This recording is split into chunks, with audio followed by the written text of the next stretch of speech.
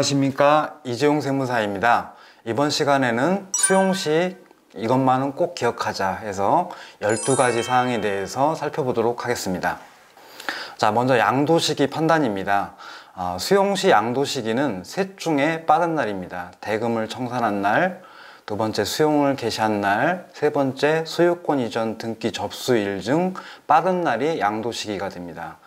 다만 소유권에 관한 소송이 있는 경우, 즉 수용이 당했는데 어떤 사람이 나타나서 이건 내 땅이다 라고 하면 수용해주는 기관 입장에서는 누구한테 돈을 지급해야 될지 모르기 때문에 보상금을 공탁하고 소유권 판결이 났을 때 돈을 지급하게 됩니다. 그래서 이때는 소유권 관련 소송 판결 확정일을 양도시기로 보도록 하고 있습니다.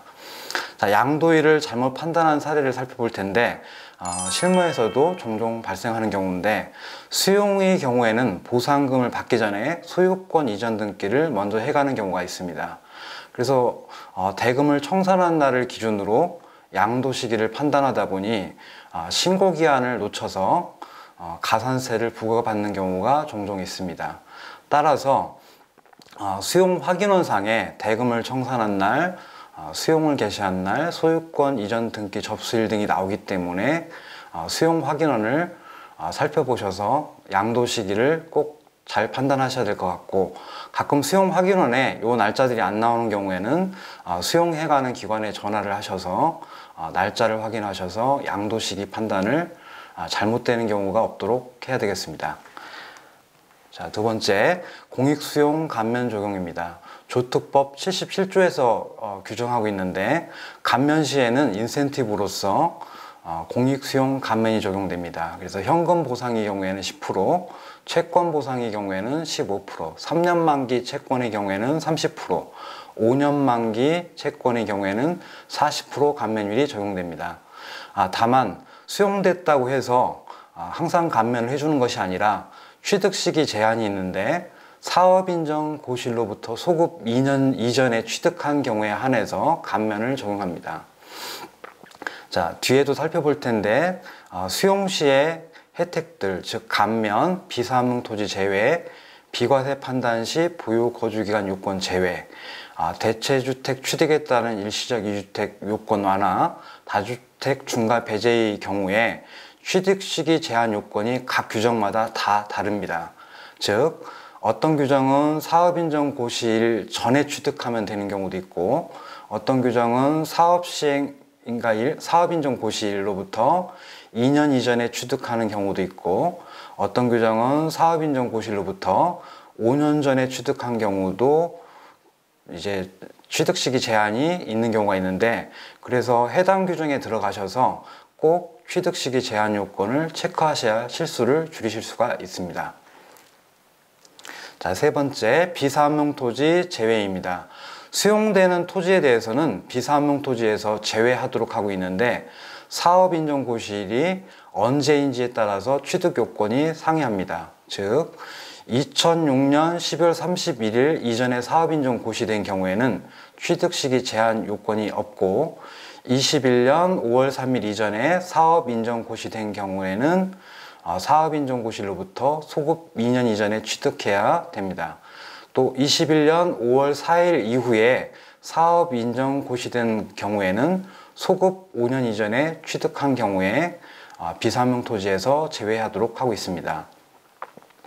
상속받은 토지는 피상속인의 해당 토지를 취득한 날을 기준으로 판단하고, 2월과세가 적용되는 경우에는 증여한 배우자, 직계존비속이 해당 자산을 취득한 날을 기준으로 판단합니다. 자, 네 번째, 주택 비과세 판단 시 보유요건, 거주요건 미적용입니다. 1세대가 양도일 현재 국내 1주택을 보유하는 경우로서 주택 및 부수토지의 전부 일부가 수용되는 경우에는 보유기간, 거주기간 제한을 받지 않습니다. 다만 취득시기 제한이 있는데요, 사업인정 고시일 전에 취득한 주택 및 부수토지에 한하여 적용됩니다. 자, 다섯 번째는 대체 취득에 따른 일시적 2주택 요건 완화입니다. 자, 일시적 2주택의 경우에는 종전주택을 취득하고 1년이 경과해서 신규 주택을 취득을 해야 되는데, 종전주택이 수용되거나 협의 매수되는 경우에는 해당 요건이 적용되지 않아서 종전주택을 취득한 날로부터 1년 이상이 지난 후에 다른 주택을 취득해야 되는 요건이 적용되지 않기 때문에 1년 이내에 신규 주택을 취득하더라도 일시적 이주택이 적용이 됩니다. 이때 종전주택 취득일은 종전주택 사업인정 고시일 전에 취득한 주택에 한해서 인정이 됩니다. 자, 6번째, 일부 수용 시 자녀 비과세 여부입니다. 종전주택 및 부수토지가 일부가 수용되고 잔존하는 주택 및 부수토지가 5년 이내에 양도되는 때에는 종전주택 및 부수토지 양도 수용에 포함돼서 비과세가 적용이 됩니다. 자, 7번째, 토지가 먼저 수용이 되고 건물이 나중에 수용되는 경우에 고가주택 양도차익 계산입니다. 자, 요번에 제가 신고를 하다 보니까 3기 신도시의 경우에 이처럼 토지가 먼저 수용이 되고 건물이 나중에 수용되는 경우가 발생했습니다. 그래서 토지는 2022년에 수용이 되고 건물은 2023년에 수용이 되는 경우 양도 시기는 각각 자산별로 판단을 합니다. 그런데 1세대 1주택, 고가주택에 해당하는 경우에는 전체를 하나의 주택으로 보아서 계산을 하고, 토지가 수용될 때 건물은 예상 보상가액으로 해서 토지에 대한 비과세 부분을 계산을 하고, 나중에 건물 가액이 확정될 때 예전에 토지에 대해서 계산했던 것을 수정 신고하도록 하고 있습니다. 그래서 이 경우에는 3번 신고를 해야 되는데, 일단 토지가 수용됐을 때 토지분을 신고하고, 건물이 수용됐을 때 건물분을 신고함과 동시에 종전에 계산했던 토지분을 재계산하셔서 수정 신고하셔야 됩니다. 자, 8번째, 보상금 증액과 관련된 비용의 필요경비 산입입니다. 자, 일단 수용 시에 수용가액에 대해서 소송이 있어서 보상금이 변동되는 경우에는 그 확정일이 속하는 달에 다음 달 말일까지 수정 신고하셔야 되고요. 보상금 증액과 관련해서 들어간 소송 비용 등은 증액 보상금을 한도로 해서 필요경비로 공제하도록 하고 있습니다. 자, 다음 다주택 중과 배제인데, 2021년 2월 17일 이후 양도분부터는 조특법 77조에 따라 양도세가 감면되는 주택은 다주택 중과 배제에서 추가되었습니다. 그래서 조특법 77조의 규정을 그대로 가져와서 사업인정 고시일로부터 소급 2년 이전에 취득한 주택의 경우에 수용되더라도 다주택자일지라도 중과 배제가 되도록 21년 2월 17일에 개정되었습니다. 자, 다음은 거주주택 비과세 후에 임대주택이 수용되는 경우 사후관리 제외입니다. 자, 임대주택 사업자의 거주주택 비과세 특례 시에 임대주택 사업자가 의무기간 중이라도 거주주택을 먼저 팔아서 비과세를 받은 경우에 임대주택은 사후관리를 받도록 하고 있는데, 의무임대기간 중에 수용이 되는 경우에 임대기간을 충족하지 못했더라도 이미 비과세 받은 거주주택에 대해서 추징하지 않도록 하고 있습니다. 자, 다음 수용시 2월 과세 여부와 부당행위 계산 규정 시에 적용 여부에 대해 살펴보도록 하겠습니다.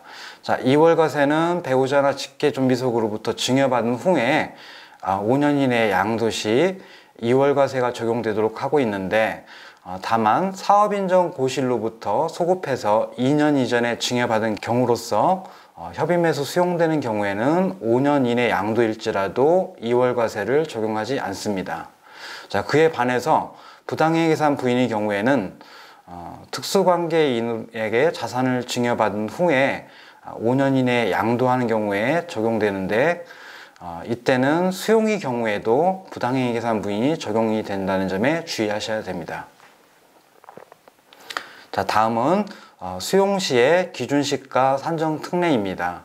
자, 양도시의 기준시가는 환산취득가액 계산 시에 영향을 미치는데, 즉 환산취득가액은 양도가액 곱하기 분모의 양도 당시 기준시가 분자의 취득 당시 기준시가인데, 분모의 양도 당시 기준시가가 줄게 되면은 환산취득가액이 많게 계산되기 때문에 해당 규정을 적용 여부를 따지셔야 되는데, 수용시에 기준시가보다 보상가액이 작은 경우도 있고, 또 보상액 산정의 기초가 되는 기준시가가 적은 경우가 있습니다.